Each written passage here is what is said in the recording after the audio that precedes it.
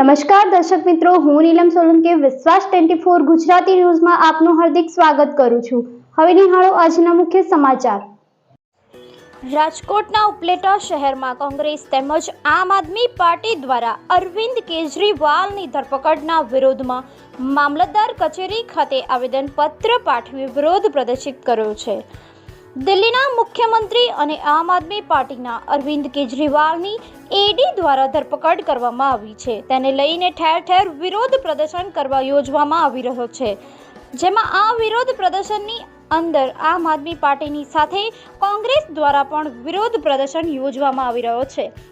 જ્યારે આ જ વિરોધના ભાગરૂપે રાજકોટ જિલ્લાના ઉકેડામાં આમ આદમી પાર્ટી તેમજ કોંગ્રેસ દ્વારા વિરોધના ભાગરૂપે ઉપલેટા મામલતદારને આવેદનપત્ર પાઠવી તેમનો વિરોધ દર્શાવ્યો છે।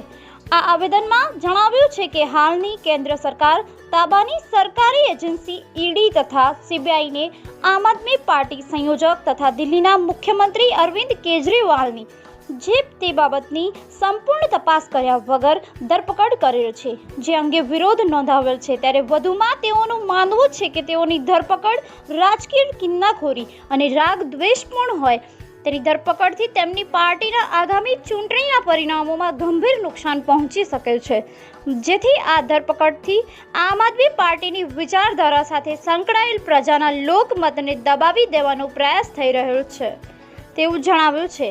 આ આવેદનની અંદર ઉપલેટા કોંગ્રેસ આગેવાન તેમજ આમ આદમી પાર્ટીના આગેવાનો એકત્રિત થઈ અને સૂત્રોચ્ચાર સાથે વિરોધ પ્રદર્શન દર્શાવી અને ઉપલેટા મામલતદારને આવેદનપત્ર પાઠવ્યું છે।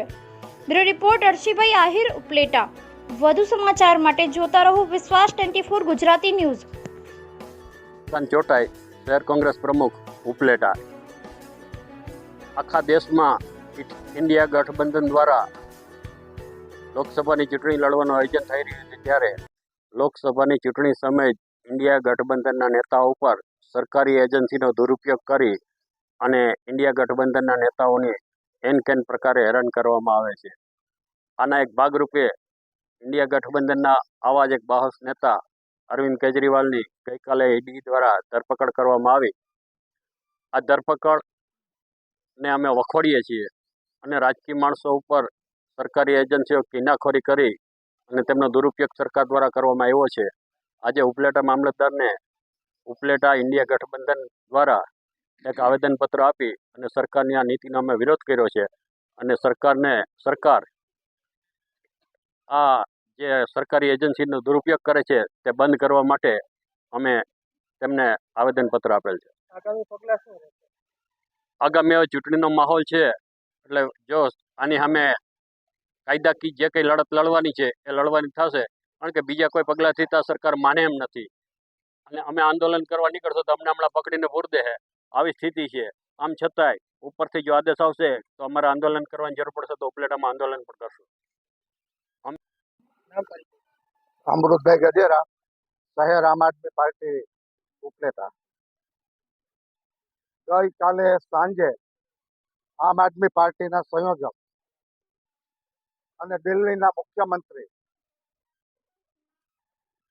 અરવિંદ કેજરીવાલની જે ઢબે ધરપકડ કરવામાં આવી છે, આ ભારતીય જનતા પાર્ટીની સરકાર સરકારી એજન્સીઓ ઈડી અને સીબીઆઈની એડી તળે વિપક્ષોને કૂચડી નાખવા માંગે છે।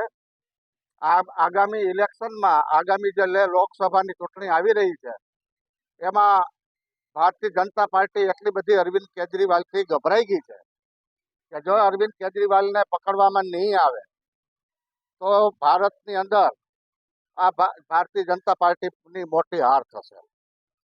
આ ભારતીય જનતા પાર્ટીએ લોકશાહીની હત્યા કરી નાખવામાં આવી છે। આ તો હિટલરશાહી છે। લોકશાહીના મૂલ્યોને ખતમ કરવા માટે આ ભારતીય જનતા પાર્ટી પગલાં ભરી રહી છે।